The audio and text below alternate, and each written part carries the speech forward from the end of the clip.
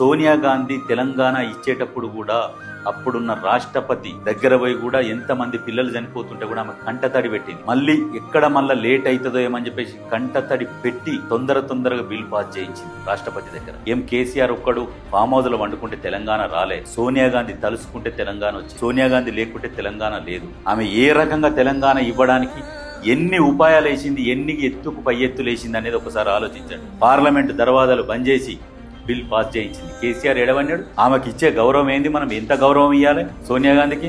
తెలంగాణ ప్రజలు రుణం తీర్చుకోవాలి. ఎట్లా అంటే ఆమెకు 4 సార్లు వాళ్ళ పార్టీకి అధికారం ఇచ్చి రుణం తీర్చుకోవాలి. ఒక దగ్గర పార్టీని పోగొట్టుకొని ఇక్కడ తెలంగాణ ఇచ్చి బిడ్డలను బతికించుకున్నది. ఏమంటారు? గతంలో చనిపోలేదా? ఎవరైనా అడుగుతారు. అడగంగానే ఇది బిస్కెట్లు చాక్లెట్లు కాదు పంచుతుంది.